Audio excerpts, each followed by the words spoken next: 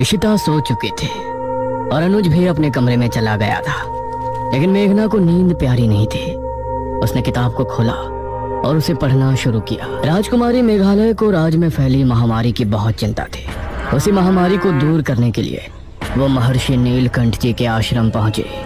मेघालय, भले ही आप राज्य की राजकुमारी हैं, लेकिन यहाँ आप एक महासिद्धि हासिल करने आई हैं। तो इस समय आप सिर्फ मेरी एक शिष्य हैं। गुरुदेव, हम भी यही चाहते हैं कि आप हमें भी अपने एक शिष्य के रूप में ही देखें और हमारी पहचान को यहाँ गुप्त रखा जाए। प्रणाम गुरुदेव।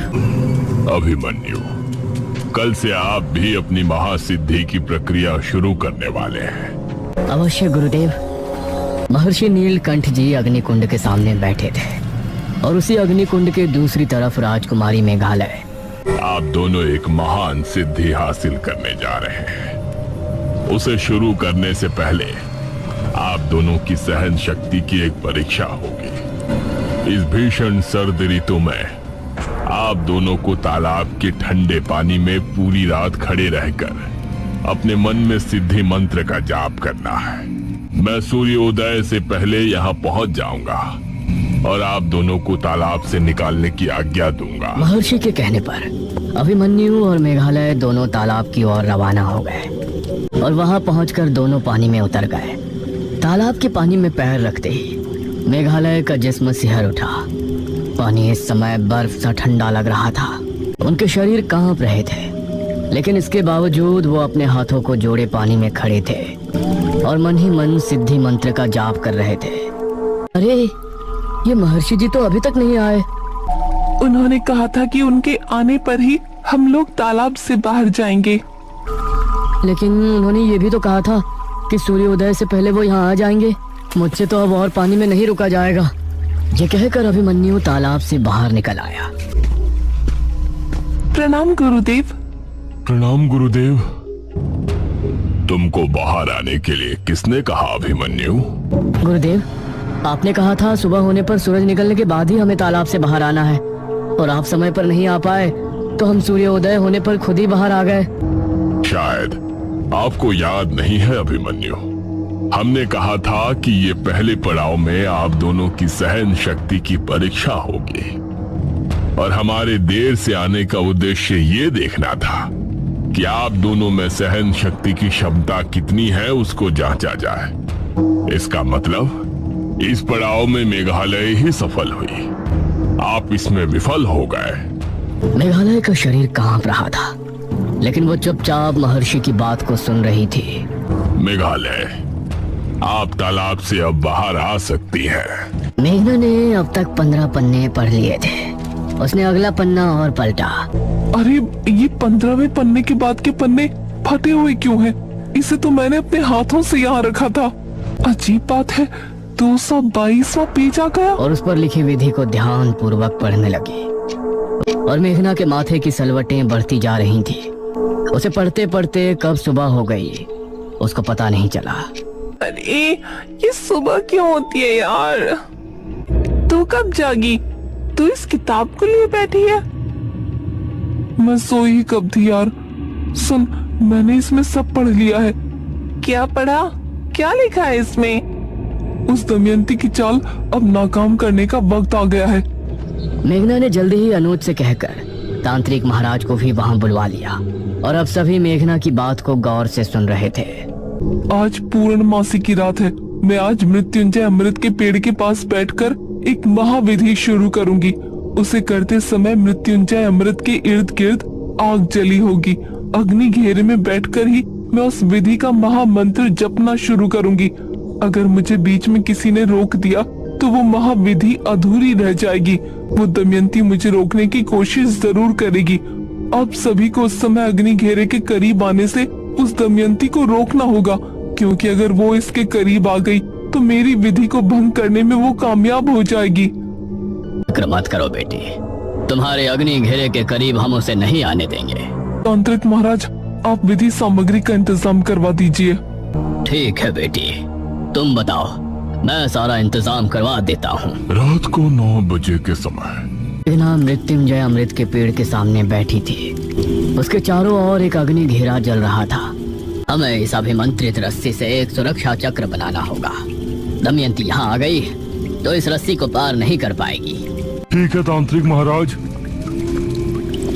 इन चारों ने मिलकर मृत्युंजय अमृत के आसपास के पेड़ों पर उस रस्सी के चौकोर आकार में एक घेरा बना दिया।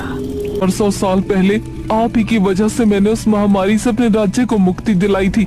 आज 400 साल बाद मेरा पूरा देश एक बड़ी महामारी से जूझ रहा है। आज आपको अपनी असली शक्ति दिखानी होगी। मृत्युंजय देव की जय हो। ये कहकर मेघना ने अपनी आंखें बंद की, अपने हाथों को जोड़ा। उस समय दमयंती अपनी गुफा में बैठी हुई सब देख रही थी। अब समय आ गया है मेघालय, मैं तुझे आज खत्म कर ही दूंगी। तेरी मौत का यही समय सही है। दमयंती उसी समय गुफा से निकली। अरे कहाँ जा रही है तू? लॉकडाउन लगा है, भूल गई क्या? वो उस तरफ बढ़ा ही था कि दमयंती उस पर झपटी।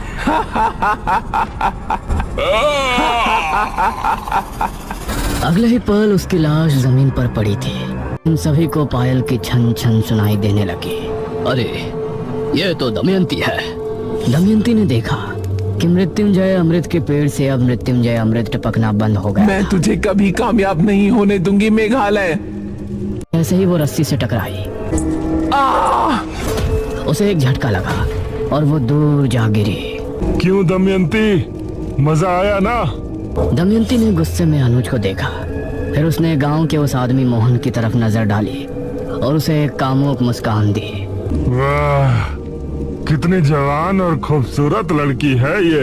अगर ये शहर की लड़की होती तो मैं ना जाने क्या कर बैठता। उसकी मन की बात दमयंती ने सुन ली थी। ठीक है, मैं जा रही हूँ। कमाल है, ये कहाँ चली गई? शैतानों की देवी, उस आदमी को जैसी लड़कियां पसंद है मुझे वैसी ही बना दीजिए। तांत्रिक महाराज, ये भाग कैसे गई? सभी ने देखा कि सामने से दमयंती आ रही है। उसके कपड़े इस समय बहुत तंग थे। वो मोहन को रिझाने में कामयाब हो रही थी। ये तो शहर की लड़की से भी ज्यादा खूबसूरत है। मोहन, तुम मुझे पसंद करते हो ना? चाहती हो कि मैं तुम्हारी हो जाऊं? ऐसा मुमकिन है? ये सुनकर मोहन को यकीन नहीं हुआ। मोहन, अपनी जगह रुको, इसकी बातों में मत आना। और उसके सामने अपनी कमर मटकाकर ऐसे चलने लगी जिसे देखकर मोहन की रगों में खून की रफ्तार तेज हो गई। अरे दमयंती, मेरी हो जाओ। इस रस्सी को तोड़ दो इसको, मैं तुम्हारी हो जाऊंगी। मैं अभी इसे तोड़ दूंगा। ये कहकर मोहन ने उसी समय रस्सी को तोड़ दिया। नहीं।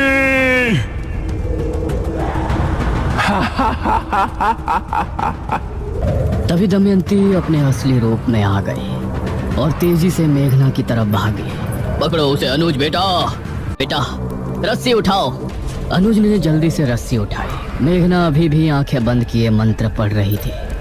दमयंती मेघना के करीब पहुंचने ही वाली थी। तांत्रिक महाराज और अनुज ने मिलकर दमयंती को काबू में कर लिया। रस्सी के संपर्क में आने के बाद दमयंती का जादू अब काम नहीं कर रहा था। वो उस पेड़ को देख रही थी जिससे अब भारी मात्रा में हरा धुआं निकल रहा था। मृत्युंजय देव की जय हो, मृत्युंजय देव की जय हो। मेघालय, मैं तुझे कामयाब नहीं होने दूंगी। अब मेघना ने अपनी आंखें खोल ली थी और धुएं को फैलता देखकर वो भी थोड़ी हैरान थी। अब पूरे आसमान में हरा धुआं फैलने लगा। ये धुआं इतनी तेजी से फैल रहा था कि दूर दूर देखने पर भी यही नजर आ रहा था। ये क्या है? मृत्युंजय अमृत अब धुआं बनकर फैल रहा है। ये अब हवा में घुलकर हवा को पूरी तरह से शुद्ध कर देगा। नहीं छोड़ूंगी तुझे मेघालय। वो इनकी तरफ बढ़ ही रही थी कि तभी आवाज सुनकर ये सभी चौंक पड़े और दमयंती भी हैरान रह गई। अभी तो जा रही हूँ, लेकिन मैं वापस जरूर आऊंगी।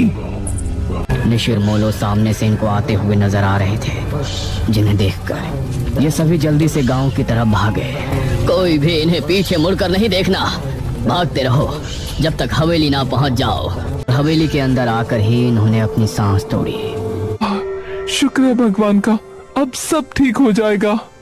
मेघना के दिमाग में अभी भी कुछ सवाल चल रहे थे। एक बात तो समझ में नहीं आ रही, जो किताब पिछले जन्म में राजकुमारी मेघालय ने रखी थी, उसके पन्ने किसने फाड़े होंगे और क्यों? वो लड़का जिसका नाम अभिमन्यु था, उसका आगे क्या हुआ था?